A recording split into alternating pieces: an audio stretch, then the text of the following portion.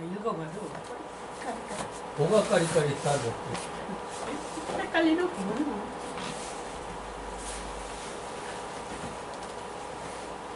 근데 그 아리까리한 부분도요, 일반적으로 우리가 이제 교회 안에서 아마, 우리가 특히 전에 한번 얘기했던 뭐 예정론에 대해서 아마 아리까리하고 또 구원에 있어서도 좀 헷갈리는 부분이 있을 거예요. 일반적으로 예정론의 입장에서 얘기하는 게 아니라 만인 구원설에 대해서 얘기를 한단 말이에요. 그러니까 누구나 다 구원을 받을 수 있다라는 걸로. 근데 우리가 지금 배우고 있는 이 예정론 안에서의 구원론에 보면은 하나님이 예정한 자가 있다는 거예요. 택한 자가 있다는 거예요. 그리고 불택자가 있고, 이거는 우리가 교회 안에서 그런 소리는 듣긴 들었어요. 근데 이제 제한적으로 이렇게 하나님이 구원시킨 자들이 따로 있다, 뭐 이런 얘기를 많이 안 듣다 보니까는, 그러니까 아마 그런 부분에서 헷갈릴 때가 있고, 또 구원론의 입장에서는 일반적으로 내가 예수님을 믿고 내가 무엇을 하고 무슨 열심히 덕을 행하고 열심히 착한 일을 하고 이래야지 우리가 구원을 받는 걸로 일반적으로 그렇게 우리가 많이 경험을 하다 보니까는 또 그렇게 헷갈리는 부분도 있는 거 아닌가요? 그런 게 아니고요. 네. 여기 섞여 있잖아요. 뭐 알미늄주의, 뭐 인본주의 해서 같이 그냥 이렇게 하니까는 이렇게 그러니까 한 부분만 구원이면은 구원론만 이렇게 계속 하는 게 아니고 그것에 대한. 근데 그게 그렇게 할 수뿐이 없어요. 네, 그 알미니안주의, 모원주의는 이렇다. 알미니안주의의 구원론은 이거고, 개혁주의, 칼빈주의의 구원론은 이거다, 이렇게 얘기할 수뿐이 없어요. 이렇게 섞여서 하니까는 잘못하면 헷갈릴 수가 있어요. 그러니까 우리는 장로교는 개혁주의, 칼빈주의, 예정론이거든요. 이것만 여러분들이 구원의 입장에서 그것만 기억하시면 돼요.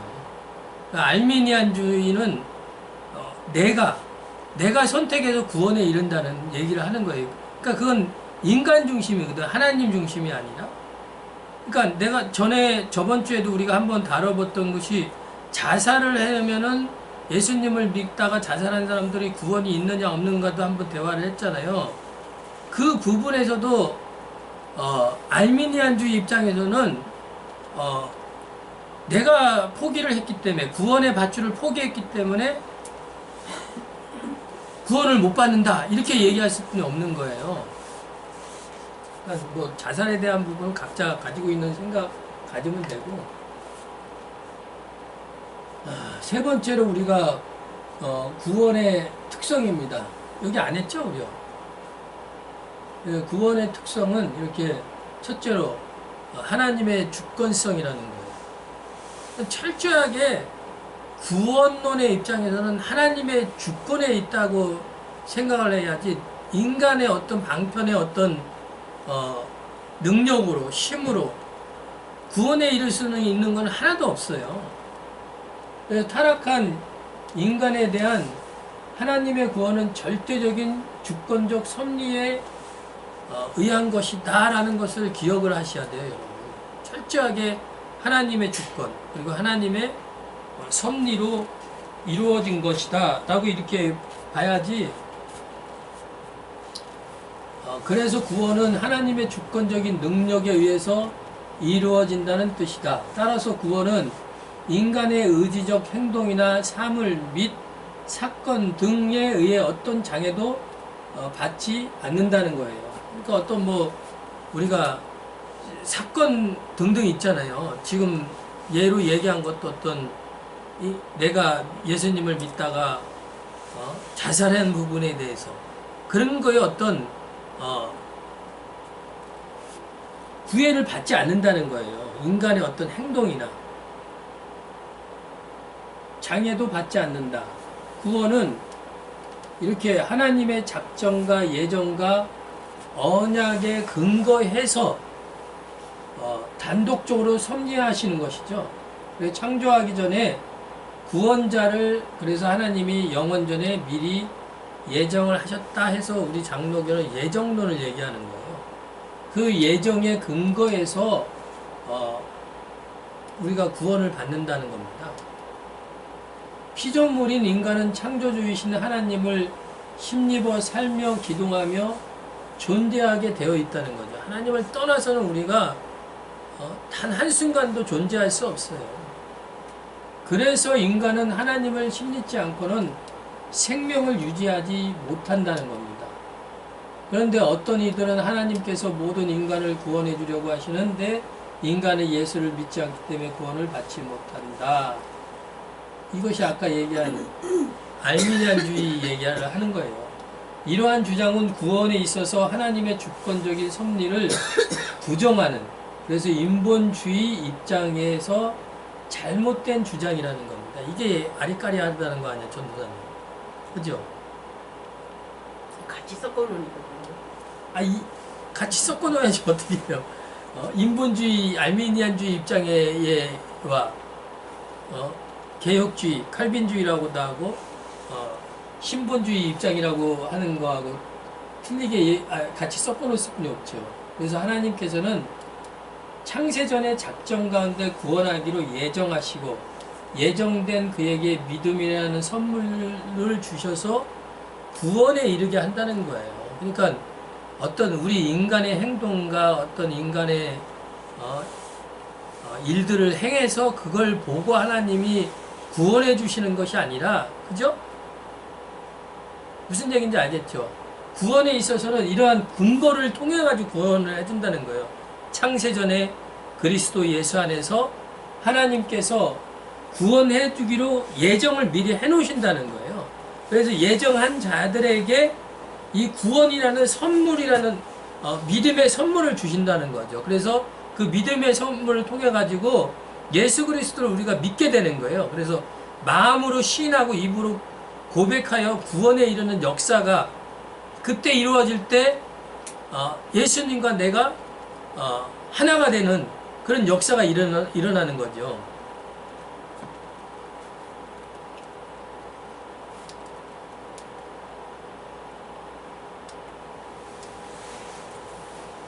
그래서 이 구원에 있어서는 철저하게 하나님이 먼저 영원전에 이렇게 작정하신 대로 예정을 하십니다. 예정하신 대로 하나님이 구원받을 자를 언약을 하시죠. 언약을 하셔서 선지자들을 보내주셔서 이렇게 예언을 하고 그 예언 과정을 통해서 이렇게 예수 그리스도를 보내줘서 구원해 주시는데, 이 구원에 있어서는 이렇게 철저하게 인간의 어떤 노력이나 흔적이 없다라는 거죠. 하나님의 철저한 주권성, 그렇기 때문에 인간의 어떤 행동이나 이걸로 구원에 이를 수 있는 게 아니라는 거. 그리고 어떠한 크고 작은 어떤 사건을 통해서도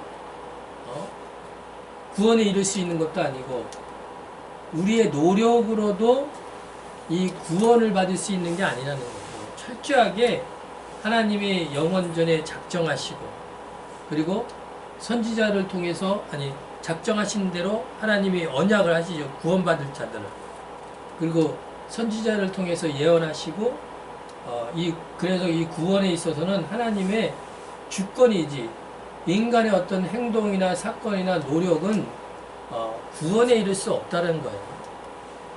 이게 하나님의 안에서 우리가 살고 기동하며 존재하기 때문에, 그래서 사형체인 인간이 자력으로는 구원을 추구할 수 없는데도 불구하고 인본주의자들, 아까 얘기한 대로 구원의 자유의지를 주장을 하는 거예요. 내가 내 노력으로 하나님이 구원의 밧줄을 내려주면 잡으면 구원을 받을 수 있고, 내 인간의 의지로 내가 구원을 줄을 포기하면은 구원을 못 받는다, 이걸 얘기하는 거예요.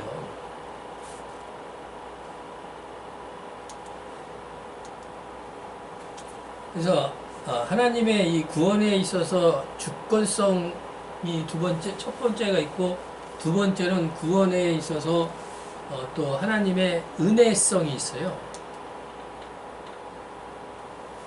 먼저 하나님께서 타락한 인간을 죄와 사망 가운데서 건져주시는 구원의 특성 중에 또 하나는 하나님의 이 은혜성이 있다는 겁니다. 하나님의 은혜. 이는 구원이 하나님의 거저주시는 은혜에 의하여 이루어진다는 뜻이다. 타락한 인간에 대한 하나님의 구원은 아무런 대가 없이 주는 은혜의 섭리라는 거예요. 그러므로 인간은 스스로 의지적 노력에 의한 선한 공로나 인류적인 어떤 덕행에 의하여 아무런 장애를 받지 않는다는 거예요. 이는 구원이라는 것이 철저하게 하나님의 주권적인 그리고 그 작정에 따른 예정 섭리의 근본적인 근거에 의해서 구원이 이루어진다는 것이기 때문이다. 그런데 어떤 이들은 교회의 지도자가 종교 의식을 통해서 은혜를 신자에게 분배해 주는 것으로 알고 있을 뿐 아니라 인간의 상대적 노력에 의한 것으로 알고 있다는 거예요. 그러니까 천주교나 이런데 뭐라고 하죠? 미사나 어떤 그런 행위를 통해 가지고 신부가 그런 행위의 종교적 의식을 치르면은 구원을 받는다는 거죠. 그래서 그 미사를 굉장히 천주교는 신성하게 이렇게 보고 있는 거죠. 또 우리 기독교 입장에서도 보면은 마치 목사가 기도를 그 사람을 많이 해주고 그러면 그런 의식을 통해서 또 교회 나와서 봉사를 많이 하고 성교원금이나 구제원금이나 휘빌절을 많이 내면은 그런 행위를 통해서 이런 종교적인 의식을 통해서 은혜를 신자에게 분배해 주는 것으로 알고 있다는 거죠. 이거는 인간의 노력에 의해서 되는 것이 아니라는 거죠. 그래서 하나님의 이 은혜는 어떤 조건도 없어요. 우리 인간에게는. 오직 뭡니까? 하나님의 기쁘신 뜻대로 택하시고 믿음이라는 선물을 주시고 구원해 주셔서 하나님 홀로 영광을 받는 거에 목적이 있다는 겁니다. 언약과 성취, 하나님의 작정과 예정, 언약을 통해서 또 예언을 통해서 구원에 이르게 하시는데 이 구원에 있는 하나님의 은혜는 이 선행이나 공로나 또 인간의 노력으로 이루어지는 것이 아니라는 거죠. 그래서 종교적인 의식을 통해서 구원의 은혜를 받는 것도 아니고 이것이 하나님의 값없이 주시는 은총이라는 것. 그래서 미리 정하신 그들을 부르시고 의롭다 하시고 영화롭게 하심으로 구원에 이르게 하시는 것은 전적인 하나님의 사랑인 것입니다. 그래서 네 번째로 구원의 기초입니다. 구원은 오직 예수 그리스도의 공로를 기초로 하여서 이루어진다. 그죠? 이게 우리 신앙 고백이에요. 오직 예수 그리스도의 기반을 통해서 예. 많이 안 갔는데 여기까지 보여요? 근데 여기까지 글씨가? 네, 거기 보여요. 그래서 구원은 오직 예수 그리스도 공로를 기초로 해서 이루어진다. 그래서 우리 인간의 어떤 선행이나 기도 또 예물을 드려서 또 우리 인간의 공로 이거를 해서 그 무엇이라도 구원의 기초가 될 수가 없다는 거예요. 그죠? 그러니까 전적인 하나님의 주권이고 전적인 하나님의 은혜 그리스도의 기초 안에서 이것이 구원이 이루어지는 것이지 인간의 노력은 아예 싹 빼버려야 돼. 구원에 대한 것은. 심지어 믿음마저도 구원의 기초가 되지 못한다. 믿음은 하나님께서 구원을 하시고자 하는 사람에게 주시는 은혜의 선물이라는 것이죠. 그래서 예수님께서는 나는 포도나무여 너희는 가지니 저가 내 안에 내가 저 안에 있으면 이 사람은 과실을 많이 맺나니 나를 떠나서는 너희가 아무것도 할 수 없느니라 이렇게 말씀하신 겁니다. 철저하게 구원의 기초는 예수 그리스도 안에서. 사도 바울은 그리스도가 우리의 구원의 기초가 되심을 설명하기 위하여 그리스도 안에서라는 말을 줄겨 사용합니다. 그는 우리를 가리켜서 선한 일을 위하여 그리스도 안에서 지으심을 받은 자라고 했다. 에베소서 말씀. 또 그리스도 안에서 모든 일이나 말이나 지식의 풍성함을 누린다. 고린도전서 1장 5절. 또 그리스도 안에서 죽기도 하고 부활하기도 한다고 했다. 데살로니가전서. 또 그리스도 안에서 고난을 받은 자는 그리스도 안에서 영광을 받는다. 따라서 구원을 받은 사람은 그리스도를 닮아야 된다. 그러니까 구원에 있어서는 철저하게 그리스도 예수 안에서 그 기초가 이루어지는 것이지, 여기에서 얘기하는 어떤 인간의 선행과 기도나 예물이나 공로, 인간의 어떤 행위로 구원에 이루어지는 것이 아닙니다.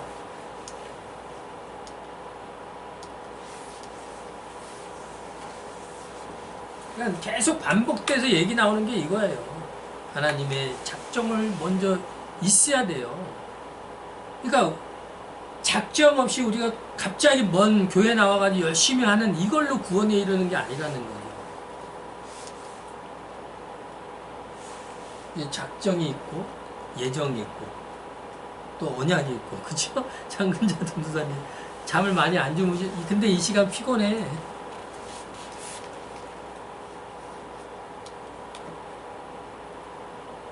그러니까 이런 과정을 통해서 하나님은 구원이라는 게 딱 이루어지도록 하시지, 인간의 반복된 얘기로 기도와 어떤 예물을 드려서 행동을 통해서 착한 일을 통해서, 이거는 우리가 이 구원이라는 선물, 하나님의 은혜를 받게 되니까 당연히 어떻게 됩니까? 그 은혜가 감사하니까는 착한 일을 하고 싶은 마음이 우리 안에 일어나게 되어 있어요. 악한 자가요. 그리고 덕을 행하는 마음이 자꾸 생기는 거예요.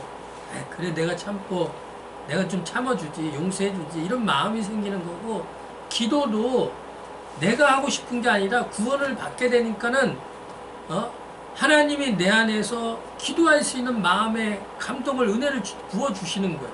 그러니까 기도의 자리 나오지. 예배에 나와가지고 우리가 비싼 물질 왜 드립니까? 하나님이 이 귀한 물질 주셨구나, 하나님한테 이 예물을 드려야지. 구원받은 자의 그 모습이지, 그것은 그 모습이 구원의 조건이 될 수 없다라는 거예요. 구원의 기초는 철저하게 이런 과정을 통해서 영원전에 하나님이 작정하시고 예정하시고, 그리고 구원받을 자를 언약을 하시고, 언약을 내가 구원할 자를 언약을 하시잖아요. 그리고 선지자들을 통해서, 당시 구약에 보면 선지자들을 통해서 예언을 하잖아요. 그래서 예수 그리스도를 통해서 구원에 이르게 하시고, 이게 구원의 기초가 되는 거예요. 예수 그리스도 안에서. 근데 우리는 이런 선행을 한번 해보면 뭐 좀 잘 될까, 또 예물을 잘 드려보면, 그러니까 우리 나라 교회가 보면은, 옛날 제가 어릴 때부터 쭉 보면은 교회의 모습들이 이거였어요. 착한 일, 또 교회 나와서 예물 많이 드리고, 또 교회 나와서 봉사 많이 하면 구원받고 너네 집안이 잘 되는, 이걸로 교회가 모두 어떤 설교의 패턴이 되어 있었어요. 그래서 이런 공로나 예물, 선행, 이것을 강조를 많이 하게 돼요. 그러니까 지금 그분들이 다 나이들이 이제 들어서 청년 때 이런 얘기로 해서 신앙이 그렇게 자라왔어요. 그러다 보니까 그분들이 여기에 딱 멈춰 있는 거예요. 여기에는 안 가 있는 거예요. 여기에는. 이 구원은 예수 그리스도의 기반을 통해서, 그 기초를 통해서 구원이 됐는데, 이게 철저하게 하나님이 값없는 그 은혜와 하나님의 철저한 주권 안에서 우리가 이러한 가정을 통해서 구원을 받았다, 이러한 은혜를 모르다 보니까는 여기에 선행으로만, 공로에만 멈춰 있다 보니까 신앙이 지금 한국 교회는 더 이상 성장하지 않는다는 거예요. 멈춰버린 거예요. 멈춰버리니까 교회들마다, 우리가 서양 유럽이나 이런 데 교회들처럼 똑같이 교회마다 이제 노인들만 있는 거죠. 젊은 사람들이 다 빠져나가고, 젊은 사람들을 그 연세 드신 분들이 양육하고 가르쳐서 그들의 신앙을 성장시켜야 되는데 성장이 안 돼버리고 멈춰버린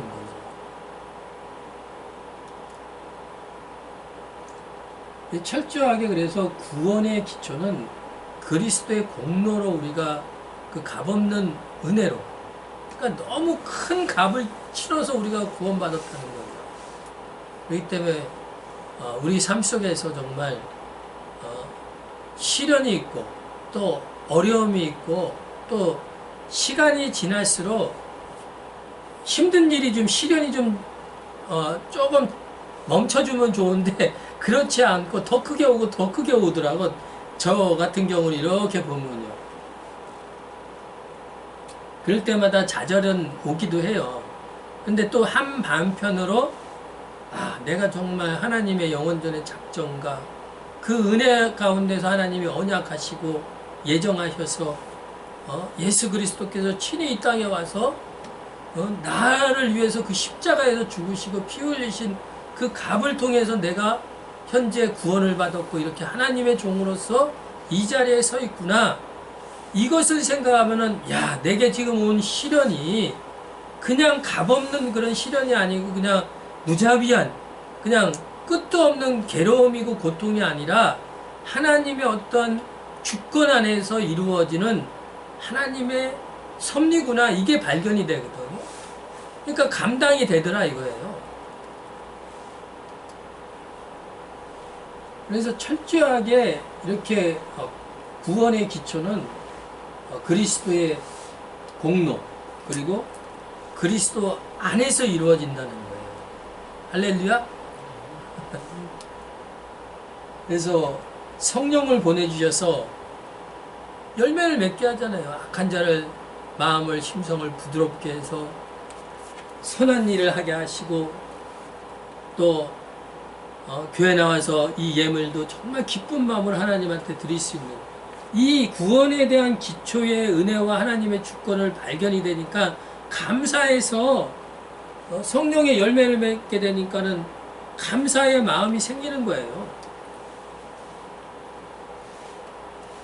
그래서 그리스도에게 속했다면 죽음도 부활도 유익하게 되며 언약의 백성으로서 그리스도의 형상을 힘입어 영원한 생명을 얻게 된다는 것입니다.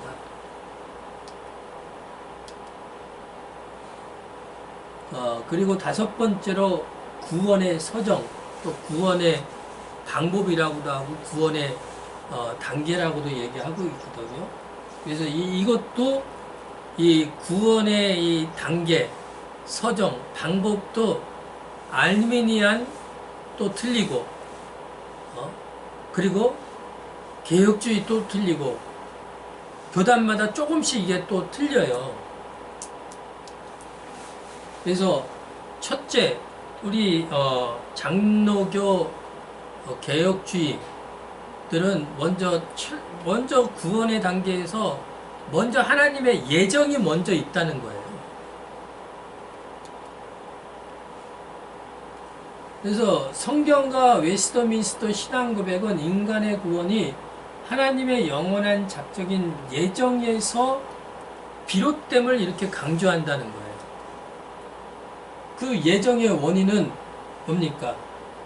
하나님의 기뻐하신 뜻대로 이루어진 거예요. 이거는 어떤 누군가에게 하나님이 누군가의 의논해서 구원해 줄까 말까 그게 아니라 하나님이 영원전에 삼위일체 하나님이 공동 사역을 통해서 의논을 해가지고 하나님 당신의 기쁘신 뜻을 이루기 위해서 이루신다는 거죠.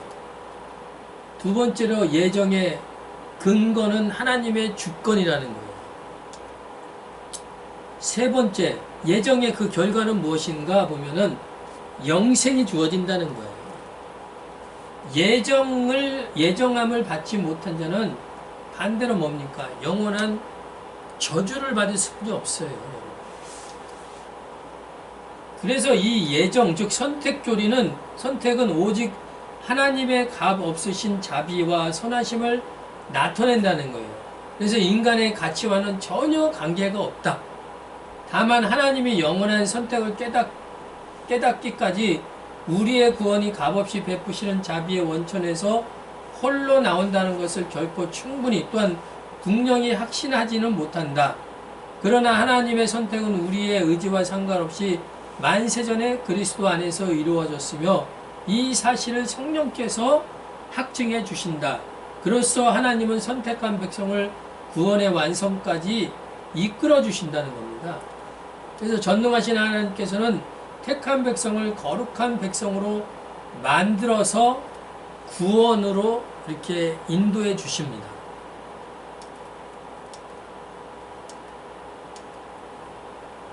구원의 서정, 방법, 또 단계라고도 하죠. 먼저 이렇게 철저한 예정. 반복되는 거예요. 이게. 그림은. 이것이 인간의 어떤 의지로 이루어진 것이 아니라 하나님의 삼위일체 하나님의 공동 사역을 통해서 하나님 기쁘신 뜻대로 이 예정이 이루어지는 거예요.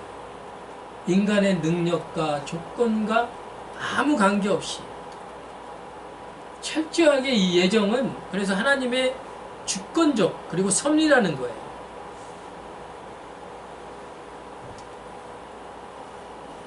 이 또한 인간의 의지나 그러한 것들이 전혀 결부되지 않는 무관한 은혜로 하나님의 이 은혜로의 견인 성령의 견인이라고도 하거든요.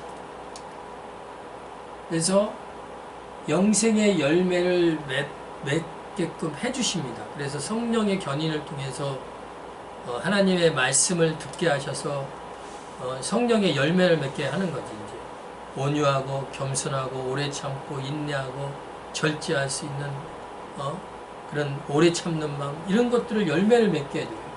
그래서 우리를 그 견인을 성령의 견인, 은혜의 견인을 통해서 우리를 점차적으로 더 하나님의 형상을 회복하도록 거룩함을 쫓아갈 수 있도록 그래서 하나님을 따라서 의와 진리와 거룩함을 회복할 수 있도록 그래서 이 예정하심으로 언약의 백성에게 삼아주심은 여호와의 자비성과 신실하심을 계시하심이며 사랑의 확증을 통하여 영광을 실현을 하십니다. 두 번째로 구원의 이 서정이라고 했잖아요. 단계라고도 했고 기초라고도 했잖아요. 그 첫 번째가 하나님의 예정이 있고 이제 두 번째가 구원의 단계의 두 번째는 소명. 그냥 되는 게 아니라는 거죠. 일반적으로 부르심이란 하나님께서 죄인들을 그리스도를 통하여 제공된 구원을 받도록 초대하시는 하나님의 은혜로운 행위라고 정의를 한다. 하나님께서 택자를 부르심은 영원한 작정에 따른 예정을 섭리하신 주권에 기초한다. 그렇기 때문에 택자에 대한 하나님의 부르심은 절대적인 효력을 발생한다는 거예요. 한번 부르셨기 때문에 이 효력은 절대적인 효력이지 그것이 잘못될 수가 없다라는 거예요. 그래서 이 소명에는 외적인 소명이 있고 또 내적인 소명 두 가지가 있는데 첫째로 이 외적인 소명은 뭡니까? 죄의 용서와 영생을 얻기 위하여 믿음으로 그리스도를 영접하도록 하는 일반적인 권고로서 죄인들을 향하여 그리스도 안에 있는 구원을 제시하는 복음의 선포와 회개하고 예수를 믿으라는 초청과 용서와 구원의 약속이다. 죄인들로 핑계치 못하게 하기 위해서 이 소명이 있다는 거예요. 그러니까 이게 우리가 일반적으로 주변에서 길에서 또 지인이나 이런 자를 초청을 하는 거지. 예수 그리스도를 총해서 그래서 그들에게 이 외적인 소명을 통해서 예수 그리스도를 영접하도록 우리가 나가서 전도하는 그런 방법을 통해서 복음을 알게 하고 그리고 회개케끔 하고 예수님을 믿게끔 초청하는 것. 두 번째로 이 소명에는 내적인 소명이 있어요. 그 내적인 소명을 보면 성령의 역사로 이루어지는 거예요. 이거는. 그러니까 이거는 교회 나오기 이전에 또 누군가의 이 외적인 소명, 어떤 전도의 초청을 통해서 이루어지는 것이 아니라 이것은 성령의 강권적인 역사로 이루어지는 거예요. 그래서 성령의 역사로 외적 부르심을 효과 있게 만드는 것이다. 따라서 이 부르심을 가리켜서 유효적 부르심이라고 부른다. 이 내적 부르심은 항상 성령의 역사에 의해서 하나님의 말씀을 통하여 죄인들에게 이르며 구원을 유효 있게 만드는 능력 있는 부르심으로 거기에는 후회나 변경이나 취소가 없다. 이 요한복음 6장 40절 말씀. 그래서 말씀의 운동력에 의해서 성령께서 구원을 적용하시는 하나님의 섭리인 것입니다. 그래서 이 구원의 단계에서는 두 번째 소명의 이 외적인 소명과 내적인 소명 두 가지가 있다는 것. 구원의 방법, 서정.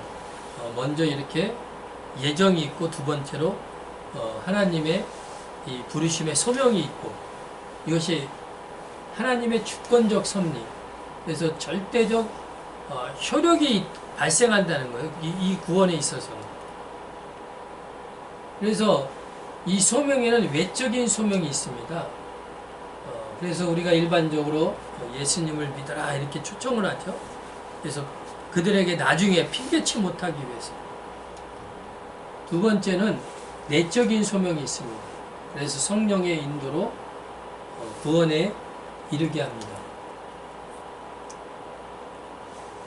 성경의 은익 사상은 내적 소명을 받은 언약 백성은 말씀을 듣게 하고 불택자는 못 알아듣게 하여서 멸망에 처하게 하는 하나님의 섭리라는 것이에요.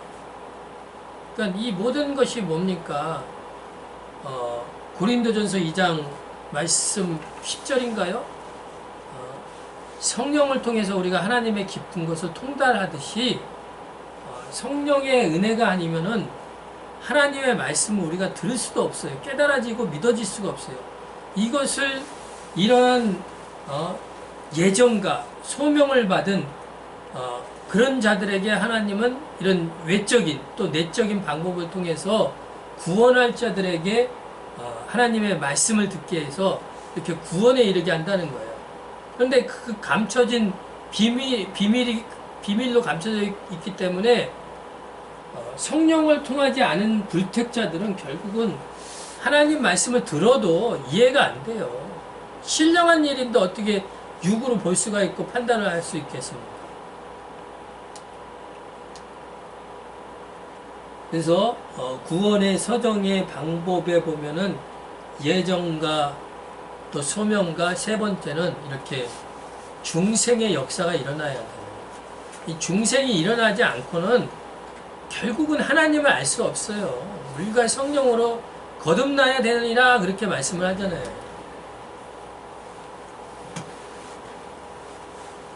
자, 여기 한번 이 단어 한번 읽어볼까요? 사람이 거듭나지 아니하면 하나님의 나라를 볼 수 없느니라. 이 중생이 일어났기 때문에 저나 여러분들도 하나님의 이 주권, 하나님의 이 구원 섭리를 이해하고 받아들이는 것이지, 중생이 일어나지 않으면 하나님의 말씀이 들려지지도 믿어지지도 않아요. 거듭났기 때문에, 중생을 우리가 했기 때문에 하나님 나라가 실제로 믿음으로 보인다니까요. 그게요. 그죠? 맞죠? 그래서 인간은 이 죄 때문에 인간 편에서 하나님을 찾아보려고 해도 찾을 수가 없어요. 하나님께서 새 생명의 씨를 인간에게 주셔야만 구원이 가능하게 된다. 그래서 중생은 육이 다시 태어나는 것이 아니라 죄로 죽었던 영혼이 다시 살아나는 것을 말을 한다는 겁니다. 의미를 한다는 것이죠.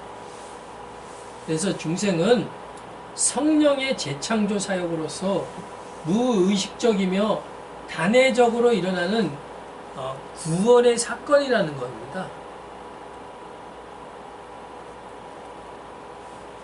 그죠? 이런 체험들이 있죠?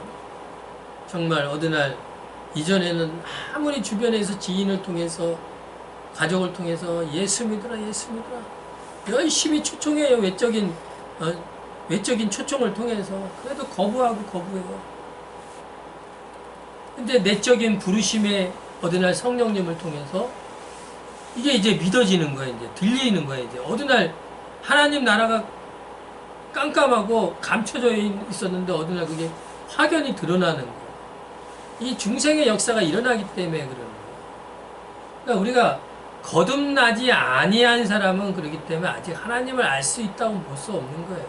그러니까 우리나라 교회가 수많은 믿음의 사람들도 많은데 아직 2단계, 중생의 단계까지는 안 나오고 우리가 좀 전에 얘기한 하나님의 예정과 또 소명, 외적인 부르심까지만 거기에 걸쳐져 있는 것이지, 그러나 반드시 하나님은 구원하기로 예정된 자들은 하나님의 그 기쁘신 시간대 안에서 중생케 하셔서 거듭나게 하셔서 믿을 수 있는 믿음을 주신다는 것이죠.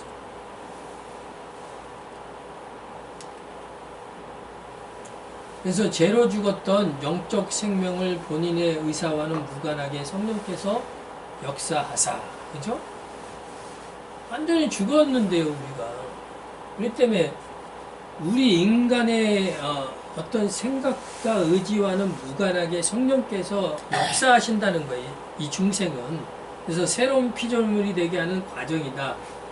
이로써 영적으로 무능력했던 인간은 하나님 나라를 보고 들어갈 수 있고 또 주님을 영접하게 됩니다. 그러므로 부패한 영적 성향의 근본적 변화이며 성령에 의한 단번의 변화다. 그리고 믿음에 이르게 된 후에야 자신의 내적 변화를 감지할 수 있게 되며 인간의 의지와는 무관하게 주어지며 절대적 취소는 되지 않는다는 겁니다. 자꾸 나는 이 밖으로 나가지? 그러나 아까 얘기한 대로 반대로 알미니안주의는 이걸 반대 얘기를 하는 거예요. 중생은 하나님과 인간의 협력적 관계를 통해서 이루어진다 이렇게 얘기하는 거예요. 근데 우리 개혁주의, 칼빈주의는 뭐라고 해요? 신본주의는 뭐라고 해요? 철저하게 중생은 성령을 통해서 일어나는 사건이다 얘기하잖아요. 단회적인 사건이다. 근데 알미니안주의는 그것이 아니라 하나님하고 나하고 서로 협력 관계를 통해서 이루어진다 이렇게 얘기하는 거예요.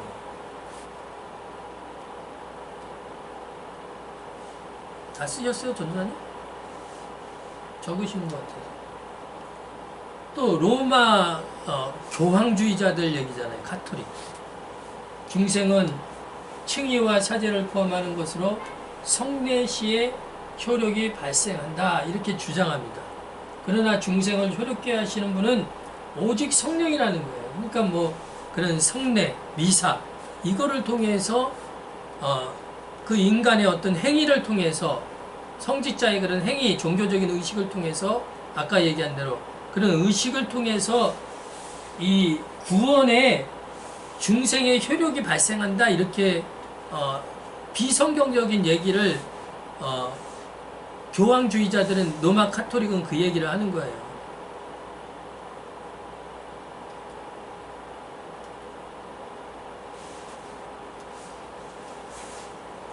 구원의 방법은 이렇게 중생, 아까 전에는 뭡니까? 예정과 소명과 세 번째 중생, 그리고 사형체. 사형체는 죄로 죽었던 영이라는 거예요. 하나님한테 불순종함으로 타락되잖아요. 죽었던 사형체를 얘기하는 거예요. 죄로 죽었던 영은 살아날 수 없기 때문에 하나님을 아는 지식이 아예 없는 거예요. 그래서 성령체가 돼야죠. 성령께서 그리스도의 영으로 살게 하시는 거죠. 중생. 그래서 이것은 단회적인 사건이다. 그래서 단회적인 이 사건을 통해서 이제 그리스도와 내가 신비한 하나 되는 거죠. 연합이 이루어지는 거예요. 영적 생명의 씨앗이 뿌려져 싹이 나고 자라나게 되면 하나님의 형상을 닮아가며 영생에 이르게 되니 인간의 협력과는 무관하다는 겁니다. 그래서 우리가 구원의 서정의 방법은 여기까지 해서 마칠게요. 자, 마치겠습니다. 고맙습니다.